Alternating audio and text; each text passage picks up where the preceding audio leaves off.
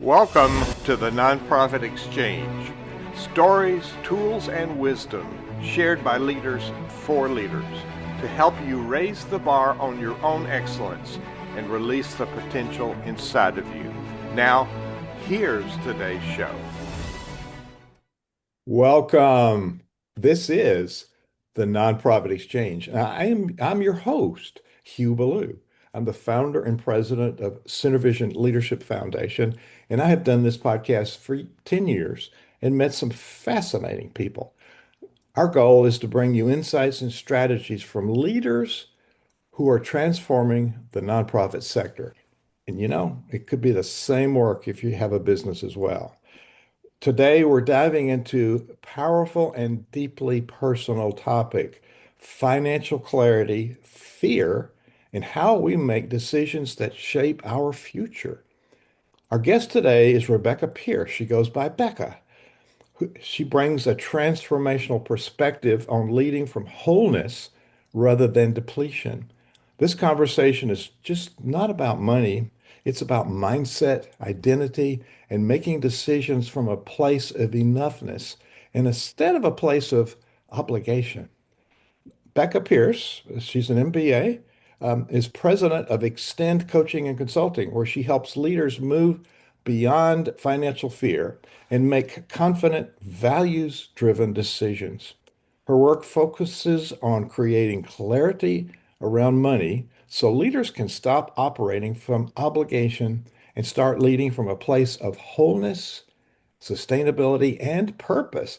Becca, welcome to the Nonprofit Exchange and talk to us a little bit about this financial fear that you talk about. Thank you so much for being here. I'm glad to be here. Let's start there. I think that's really important. What I find often is that the fear of money or money scarcity is a dream killer, both on a personal perspective and on a business investment perspective. And I will tell you that, as an executive coach for the last 10 years, the fear of the money is 99.99999 times worse than the actuality of what your financial situation is. So what people tend to think is that, well, I can't do that, especially in a nonprofit. When I coach nonprofit leaders, we don't have the budget for that. And that idea of scarcity of where you're coming from a budget perspective, often keeps you from thinking bigger about what your possibilities may be. And that's both on a personal perspective and on an organization perspective. So, how does this fear, especially for this topic, fear of money, influence our decision-making ability? It totally limits our creative ability to think about what can be, to think about, inherently our brains are made to keep us safe. And so the minute we start thinking, oh, I could do this, your brain is automatically coming up with reasons why that's not going to work. And it limits your creative thinking and your ability to say, oh, if only we had this, to say yes, and if I had this, I could do this. And so as an organization leader, it's just kind of this limiting thing. Well, we've always done it this way. These are the services we provide, and it's hard to get out of that thinking because you're so worried about the budget. And we're focusing on in the wrong place. So, the word nonprofit helps put us into this scarcity mindset. Yes. And that Yes. really limits and paralyzes, and then maybe this thing with the budget. Now, financial responsibility is important.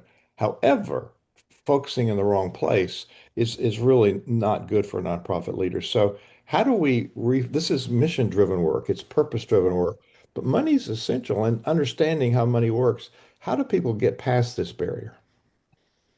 Yeah, I'm so glad you brought that up. I think that's the most important thing is that it is mission driven, it is purpose driven. And I think what we don't realize is that, especially, and I'll address it from a nonprofit organization perspective first, is that I think that if your board heard you talk about what the possibilities were, if you had a business, plan underneath the plan that you're putting forward for a new budget, for a new vision, for a new path for the organization, your board would probably go along with you. So it's really having that vision and keeping yourself that open thinking and bringing your board along with you that allows you to move beyond that. And from a personal perspective, if you're in a place right now where you're trying to decide whether or not you can change your life or whether you can leave the corporate job to go to the nonprofit job that may have a lower income, it really becomes looking at how much do you need, how much do you spend, how much do you have, and being very, very, very simple math. Here's what I make, here's what I spend, here's what I need. Oh, I can move on and do something else. I'm not tied to that salary that I'm making. Now, I've seen people have an obsession about money and all the fine details and dwelling on it. I've also seen the opposite, avoidance. I don't know, and I hear the excuse, I Mm. don't know anything about business, which means we can ignore all the numbers. That's not good either. No. And I am surprised at how many people, how many business owners, how many leaders within both corporate America and nonprofit don't have a personal financial planner to help them understand what they should and shouldn't be worried about. But then also, how many business owners that I work with who just are so scared of that, they have no idea if they're making money. Because they're so avoidant of it. It's quite interesting. It's not for profit in the sense you can't put it in your pocket, but we need to have excess capital to do our work. Yes, exactly. And so you can call it proceeds, you can call it something else, but it is extra money that's really important. So the journey from avoidance to clarity, how do leaders confront this mindset and move toward positive change in their thinking and the acting of their board and the results of their organization they run? I think the most important thing and what I have helped people do is there are so many preconceived notions. There are so many emotions tied to money. So helping people understand a little bit of what those are and what's keeping them from getting there. But if they're not coaching with me directly, what I actually tell them to do is what is the smallest baby step? Like, how do you make this, remember those books, Math for Dummies or Running for Dummies or whatever, right? How do you make this math for dummies? Like, let's make this as simple as possible.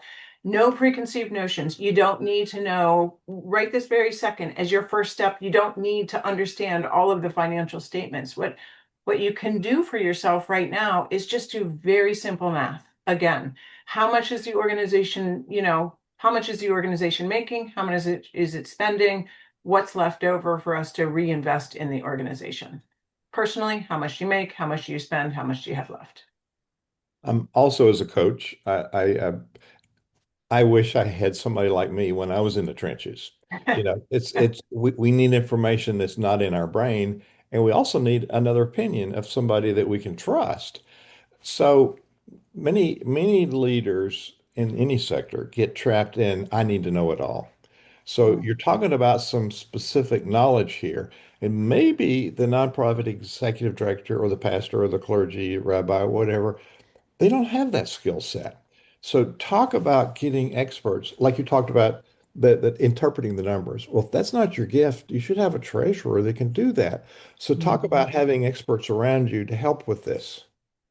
I think that's the most important thing as we think about running an organization as the leader. It is not your job to know every single thing that's happening in that organization. It's just as like it's not your job to touch everything, to know and be doing every single thing that's happening. And it's that knowledge of understanding, what's urgent, what's important is the tool that I use for a lot of people a lot of times, but then also, what are you good at? Because understanding what you're good at and what you just said was, maybe that's not your bailiwick. I can't forget the exact thing you just said, but maybe that's not your expertise. Well, then you either delegate it or give it to somebody else to do. That's the most important thing you can do, and recognize that that is your job, is to create the space where other people can do this for you. That's called leadership, isn't it? Yeah. Now I see a book there. You want to talk about your book for a I do. second? I would love to talk about my book. Thank you. So, I just wrote a book. It came out in October. It's called You Don't Have to Achieve to Be Loved. And this book came out of the fact that for many, many years, that was my core belief. I was a CEO by the time I was 39. And at the age of 43, I was diagnosed with a brain tumor. And what I realized post that brain surgery was that people loved me just because. They didn't love me because I had achieved anything for them. And that was the impetus of this book, that I was able to take the trajectory that I had been on my whole life of this success story and turn it 90 degrees and say, I have a new definition of success. I know what I want to do. I can lead with passion now, because before I was leading with just this idea of achievement. Now I lead with passion. Now I help people change their lives. And what this book does is it helps people who are wondering if this is it, right? They've done everything they're supposed to do and they're wondering to themselves, is this it? Like, am I supposed to be happy now? This book helps you come to terms with what's going on and helps you make that change so you can change your life. Wow, that's important. That's we want to be in charge of our life. Yeah. You talked about fear, and I talked earlier before we went on about studying Bowen family systems theory and how anxiety puts us in our emotional state. So, what part of this state of fear is emotional and not fact-based? I mean, I would argue that 90% of the time, I don't have an actual number, but I would argue that clearly the majority of the time it is emotion based. And, I work with another coach, and what she often says is, data blows emotion out of the water. If you are in this space where you are sure that, and the anxiety is driving you, I always say, do we know this to be true? Right. Like, what do we know to be true? And let's get to the data to prove that this is actually something that we can worry about. When the data shows us, then I'll let us worry about it. Before then, you're not allowed to worry about it. Now, you talk about making decisions from a place of enoughness. What does that mean? It really comes down to kind of looking two things. The first one is, for a lot of my overachievers, there is this path of, I need all of this information. I need to know that everything's going to be perfect before I move forward. I need to know if I'm going down this new path, that everything that I'm going to have the same security that I'm going to have moving forward. But as Colin Powell says, he had to make decisions with 70% of his information. He was never going to get more than 70% of the total amount of information, and he was still able to move forward. So it's looking at yourself and saying, okay, I have enough information to move forward, and I trust in myself as a leader enough to be able to get myself from point A and the organization from point A to point B. We don't ignore the emotions. That informs our thinking, but we stay in our thinking self. Is that Yeah. kind of the bottom line you're heading Yes. to? And trusting. I think the enoughness for me is both, do I have enough information, but also believing in myself enough as a leader to move forward. So it has two connotations. What's the negative impact of that scarcity enoughness thinking, or that driven thinking you were talking about? So what ends up happening for a lot of clients before they come to me is they just don't make a decision, right? That paralysis, analysis paralysis, they're just not making a decision, which indecision is a decision ultimately, and you don't move forward on a new, becomes that ultimate fear of taking on any risk, keeps you exactly where you are right now. And so that's what we're trying to stop. Wow. Wow, this is so helpful. If you just came on board here, we're talking to Becca Pearce. This is the Nonprofit Exchange. And if you can't write down everything she says, don't worry. There's a full transcript at thenonprofitexchange.org. And then you can go there and you can watch it again. You can watch the full transcript. You can grab these great ideas and you'll have them. So write down what you're going to do differently, because she's helping us think in a different way. So, what does it mean to redesign your future financially, and how does a leader do that if they feel stuck? So I think it's interesting that many people that I coach, uh, the fear of moving forward comes down to several different things, but one of them is this fear of money or this fear of scarcity. And what it does is it gives us a really good excuse not to move forward, right? When it it becomes an excuse, right? Really, the fear is, I don't know what my future is. It's not clearly defined enough for me to know what's next. I know what I don't want, but I don't know what I do want.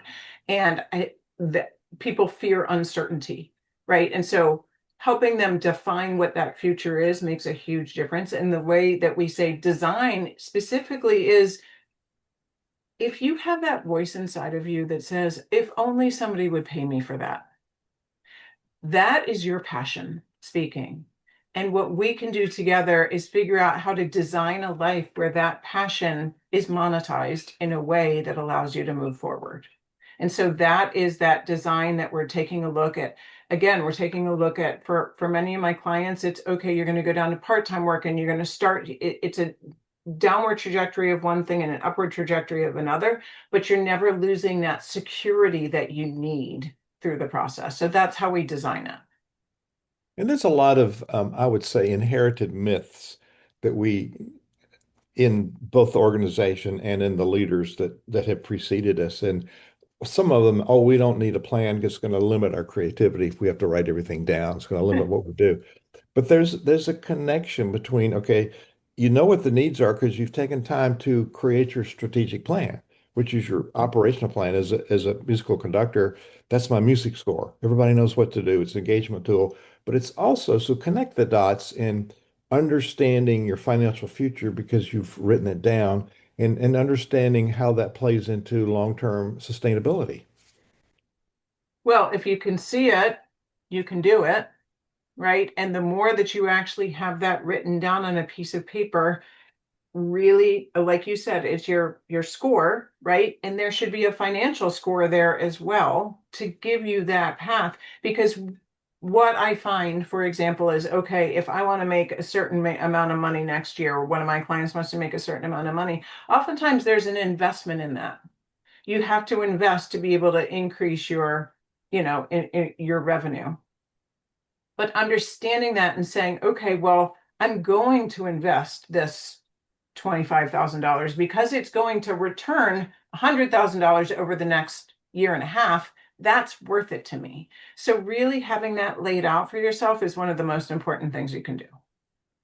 Having a plan. Now, you're not stuck with it. You can evaluate it and Yep. adjust it over time, but you've got a plan. If you don't have a plan, you got nothing that you can edit. So here's a big one. For quite a while, not just because of the pandemic, it's been a long time that there's a crisis, a burnout crisis with nonprofit Mhm. leaders. So the hardest word for us to say, I'm a nonprofit leader, is no. So talk about being able to set boundaries because somebody says, "Oh, when are you available?" And I say, "Well, always between midnight and 6 a.m. because my calendar is free." And that's a joke. But that's not a joke for some people, you know? So how do people set boundaries and not feel guilty and take care of themselves?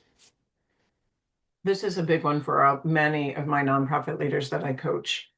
And it is this belief, this core belief that because I am leading from passion, because this is so important to me, I'm going to air quote, I should be available. And because I'm so involved in everything that's going on every day, I have to say yes to everything. So, two things. One is I often work with leaders to say, do you really need to be involved in all of the meetings that you're in every day? What are the things that only you can do? That's an easy way to say no. Giving somebody else the power and empowering them to take the lead on something is an easy way to say no without having to say no. And the other thing is, no is a complete sentence. And and that's okay. But in my book, I actually lay out the three-step no. The three-step no is, thank you for thinking of me. No, because I need to do X, Y, and Z. And especially if your board is asking you for something, I agree that that's important to us. Thank you for thinking that this is something that I can do. No, because I'm focused on these other three things that you wanted me to do. And I think that maybe you could do this instead, is the three steps. Thank you. No, because do this instead. Gives people that space to say, I'm not a bad person for saying no. All I'm doing is laying out the things that are going to be impacted if I do them. Because you're no good to the organization if you're dead. It's a very good point. And I've worked with leaders who've burned out their bodies and Yes. they're no good to the beautiful organization they created. So here's another one. What does it mean to lead from wholeness rather than depletion? I think that goes directly to the burnout question and recognizing. So when I was the CEO of the Maryland Health Benefit Exchange, I slept 4 hours a night. I would wake up at 2 o'clock in the morning and just I would start going and going and going. And I went weeks on end without putting my daughter to bed, not being home early enough to put my daughter to bed. It was nonstop all the time. And I believed I was on it. I thought I was totally with everything. But there's data to show that if you work more than 50 hours a week, your work actually declines. All of your work declines. It's not like only the work that you do over the 50 hours a week. Like everything you do is at a lesser capacity because you're more burned out. And so that wholeness is recognizing that you are so important to the organization that you need to take care of yourself. Like you said, can't help the organization if you're dead. Can't help the organization if you're burned out. You can play that tape that you hear on the airline, put the oxygen mask on yourself Yeah. first. Yeah. That's important. You can't help anybody else if you can't breathe. So Yeah. people can, we're going to go look at your website, then we'll come back and have some fun. I'll do a rapid fire set of questions for Okay. short answer. Of course, we've already been having fun. So, but people can find you at extendcoach.com.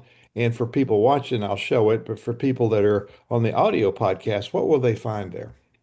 What they're going to find is a lot of information on the different ways that you can work with me. I work with nonprofits doing strategy work. I work with small businesses to grow their businesses. In fact, small businesses and nonprofits actually grow their revenue with me. The small businesses that work with me for over 3 years grow their businesses on average 266%.